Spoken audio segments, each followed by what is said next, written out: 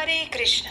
जो व्यक्ति अत्यंत गंभीर और भयंकर दावाग्नि रूपी सर्प से लिपटे हुए छटपटाते अंग वाले इस संसार सागर को पार करके आध्यात्मिक लोक में वापस जाना चाहता है और श्री हरि के दास्य सुख को पाने की इच्छा रखता है, उसे भगवान श्री कृष्ण के चरणारविंद का नित्य चिंतन, सेवन और स्मरण करना चाहिए। जिन्होंने गोवर्धन पर्वत को हाथ पर उठाकर ब्रजवासियों को इंद्र के कोप से बचाने की कीर्ति प्राप्त की थी। वराह अवतार के समय में जिन्होंने पृथ्वी को अपने दांतों के अग्रभाग से उठाकर जल के ऊपर स्थापित किया था और जो अपने रोम कूपों में असंख्य विश्व ब्रह्मांडों को धारण करते हैं, उन आदि पुरुष भगवान गोविंद के चरणारविंद का चिंतन करना चाहिए। उनके दिव्य जन्म और कर्म का वर्णन करने में इस भूमि तल पर कौन समर्थ है, और इसीलिए श्री हरि गोविंद के चरणारविंद का हमें संपूर्ण शरणागति और सम्मान पूर्वक चिंतन करना चाहिए। उनकी भक्तिमयी सेवा करनी चाहिए। भगवान श्री कृष्ण की शुद्ध भक्ति प्राप्त करने के अनेक मार्ग में से एक मार्ग है उनकी प्रिय एकादशी तिथि का पालन करना।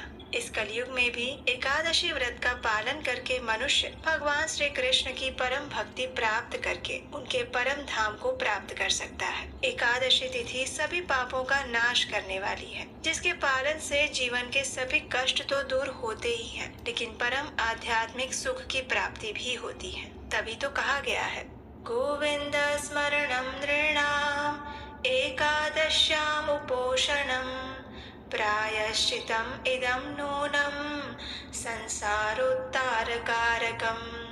अर्थात श्री गोविंद के स्मरण पूर्वक श्री एकादशी के व्रत का पालन ही समस्त पापों का प्रायश्चित और संसार सागर से पार होने का एकमात्र उपाय है। और ऐसे ही परम पावन एकादशी है कार्तिक मास के शुक्ल पक्ष में आने वाली रमा एकादशी। चातुर्मास में भी कार्तिक मास सबसे विशेष है और इस कार्तिक मास के अंदर भी आने वाली विष्णु प्रिया एकादशी तिथि यानी कि रमा एकादशी समस्त पुण्य कर्मों को संचय करने का एकमात्र सरल साधन है। जो मनुष्य सच्चे मन से इस एकादशी का व्रत और उपवास रखता है, उसे वैकुंठ धाम की प्राप्ति होती है और जीवन के समस्त समस्याओं से मुक्ति मिलती है। तो आइए इस रमा एकादशी के उपलक्ष्य में हम उससे जुड़ी हुई पौराणिक कथा का श्रवण करते हैं। कार्तिक मास के पुण्यमय समय में आने वाली रमा एकादशी के दिन सच्चे मन से उपवास करके श्रद्धा और नियम पूर्वक भगवान श्री कृष्ण की पूजा आराधना करने से, उनके पवित्र नामों का जप करने से वाजपेयी यज्ञ के बराबर फल प्राप्त होता है।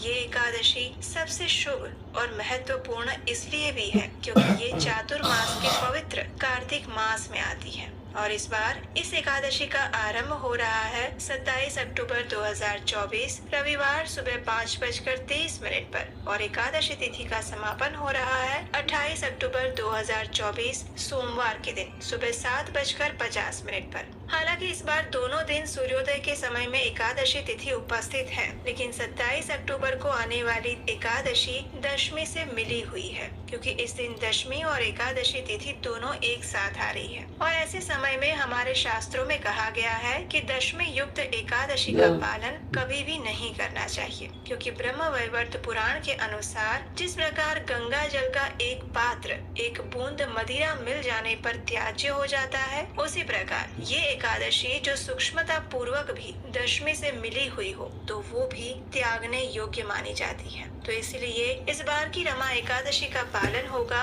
28 अक्टूबर 2024 सोमवार के दिन ही। इस दिन ब्रह्म मुहूर्त का समय है प्रातः 5:03 पर और सूर्योदय होगा 6:39 पर और इस एकादशी का पारण हम करेंगे अगले दिन यानी 29 अक्टूबर को। इस दिन पारण का निर्धारित समय रहेगा 6:39 से लेकर 10:20 के बीच में। एक समय देवराज इंद्र का अभिमान चूर करने के लिए स्वयं भगवान श्री कृष्ण जो कि स्वयं लीलाधर श्री हरि हैं, उन्होंने एक लीला की रचना की। एक दिन उन्होंने देखा कि सभी व्रजवासी उत्तम पकवान बना रहे थे और इंद्र देव की पूजा की तैयारी कर रहे थे। तो श्री कृष्ण ने बड़े ही भोलेपन से नंद महाराज से प्रश्न किया, बाबा ये आप सभी लोग किसकी पूजा करने की तैयारी कर रहे हैं? तो उनकी बात सुनकर नंद महाराज ने कहा कि हे पुत्र, हम देवराज इंद्र की पूजा के लिए अन्नकूट की तैयारी कर रहे हैं और इंद्र यज्ञ का भी आयोजन हो रहा है। नंद महाराज के इस प्रकार कहने पर श्री कृष्ण ने कहा कि हम इंद्र की पूजा क्यों करते हैं? तो नंद महाराज ने कहा क्योंकि वो हमें वर्षा प्रदान करते हैं, जिससे सभी अन्न की उत्पत्ति होती है और उन्हीं से हमारी गायों को चारा मिलता है। तो इसके उत्तर में भी भगवान श्री कृष्ण ने कहा वास्तव में इंद्रदेव तो मात्र भगवान विष्णु का कार्य कर रहे हैं, ये तो उनका कर्तव्य है और वास्तव में तो हमें गोवर्धन पर्वत की पूजा करनी चाहिए क्योंकि हमारी गायें वहीं पर चरती हैं। तो इस दृष्टि से तो गोवर्धन पर्वत ही पूजनीय है। गोवर्धन तो हमें सामने दिखता भी है, लेकिन इंद्रदेव तो कभी दर्शन भी नहीं देते और फिर पूजा न करने पर क्रोधित भी हो जाते हैं। तो ऐसे अहंकारी की पूजा क्यों ही करे? अब श्री कृष्ण के ऐसे तर्क वितर्क सुनकर नंद महाराज और बाकी सभी व्रजवासी इस बात पर सहमत हो गए कि उन्हें इंद्र यज्ञ के स्थान पर गोवर्धन पूजा का उत्सव करना चाहिए। जब देवराज इंद्र को इस बात का पता चला तो उन्हें यह अपना अपमान लगा और उसके परिणाम स्वरूप क्रोध में आकर उन्होंने वृंदावन के ऊपर मूसलाधार वर्षा करना आरंभ कर दिया। गोवर्धन का उत्सव अमावस्या के दिन हुआ और फिर शुक्ल पक्ष का 9वां दिन बीत जाने के बाद 10वें दिन देवराज इंद्र ने भगवान श्री कृष्ण की उपासना की और इस प्रकार सभी व्रजवासी इंद्र के कोप से मुक्त हो गए। तत्पश्चात नंद महाराज ने पूर्णिमा के 11वें दिन संपूर्ण उपवास करके एकादशी व्रत का पालन किया और इस व्रत का पारण करने के लिए उन्होंने अगले दिन यानी कि द्वादशी पर प्रातः काल में ही यमुना में स्नान करने के लिए वे चले गए, लेकिन उन्होंने समय से पहले स्नान कर लिया था, इसलिए वरुण देव के पार्षद ने उन्हें पकड़ लिया। अतः बहुत देर तक जब नंद महाराज पानी से बाहर नहीं आए तो वहाँ उपस्थित सभी गोपगण चिंता करने लगे। उन्होंने सहायता के लिए कृष्ण को बुलाया और नंद महाराज ने पूर्ण श्रद्धा और भक्ति भाव पूर्वक एकादशी का पालन किया था, इसलिए वरुण देव के पार्षद भी उन्हें कोई हानि नहीं पहुंचा सके। अंत में श्री कृष्ण स्वयं उस जल में कूद पड़े और उन्होंने नंद महाराज को वरुण देव के पार्षदों से छुड़ा कर ले आए। तो इस प्रकार श्री कृष्ण ने द्वादशी के दिन नंद महाराज की रक्षा की थी। इस प्रकार हमारे शास्त्रों में ऐसे कई उदाहरण मिलते हैं जहाँ पर एकादशी व्रत की महिमा दर्शाती हुई कथाएं हैं, जिसके श्रवण करने से भी एकादशी पुण्य फल की प्राप्ति हो जाती है। भगवान श्री चैतन्य महाप्रभु स्वयं कहते हैं कि एकादशी का पालन करना भक्तिमय सेवा का एक अंग है। अगर कोई व्यक्ति एकादशी का पालन का अनादर करता है तो उसके आध्यात्मिक जीवन का भी नाश हो जाता है। एकादशी वाले दिन एक पवित्र वैष्णव को कृष्ण के पवित्र नामामृत के पान द्वारा ही संतुष्ट हो जाना चाहिए।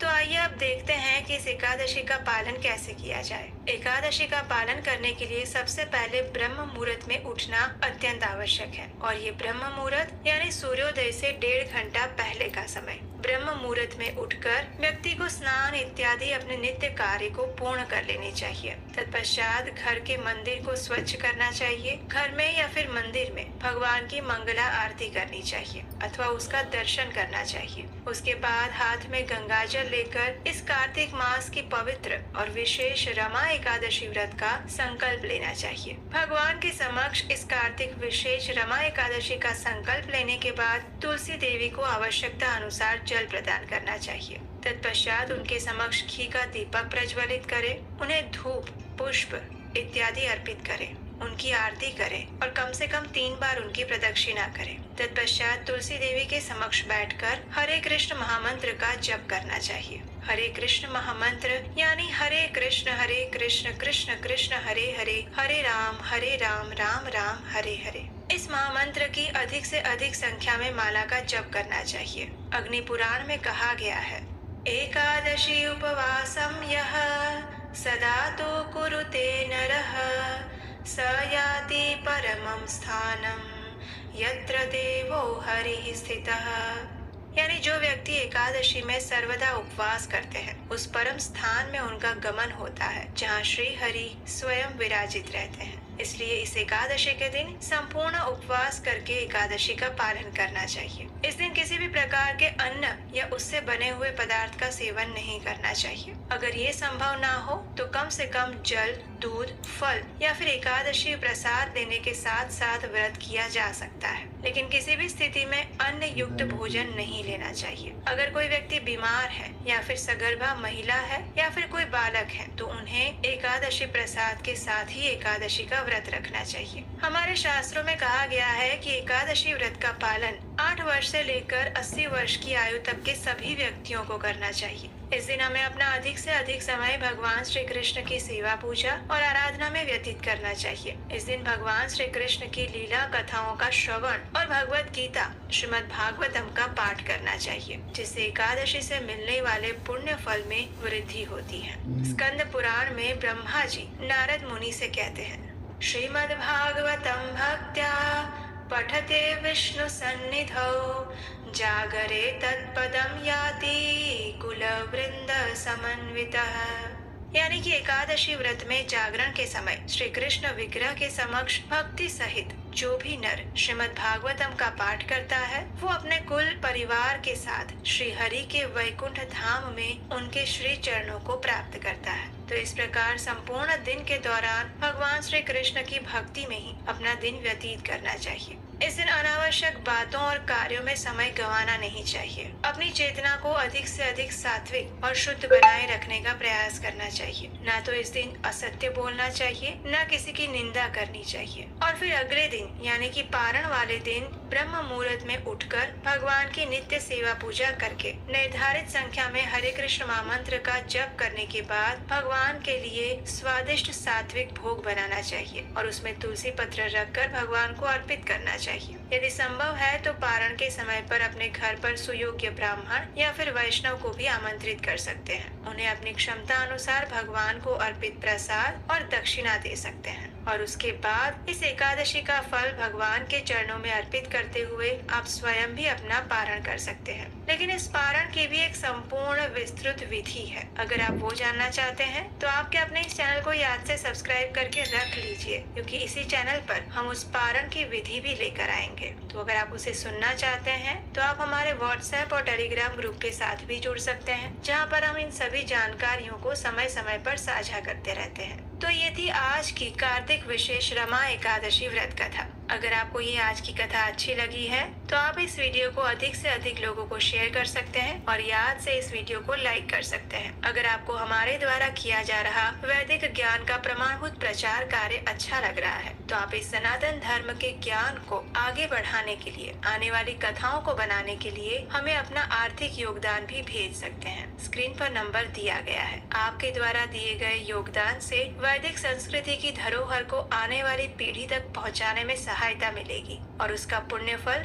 आपको भी प्राप्त होगा, और वो भी इस विशेष कार्तिक मास के अंदर। तो चलिए चातुर्मास के इस पवित्र कार्तिक मास में आने वाली इस रमा एकादशी का पालन करते हैं और हमारे जीवन को आध्यात्मिक मार्ग पर आगे बढ़ाते हुए हमारी मन और चेतना को भगवान श्री कृष्ण की शरण में समर्पित करते हैं। हरे कृष्ण।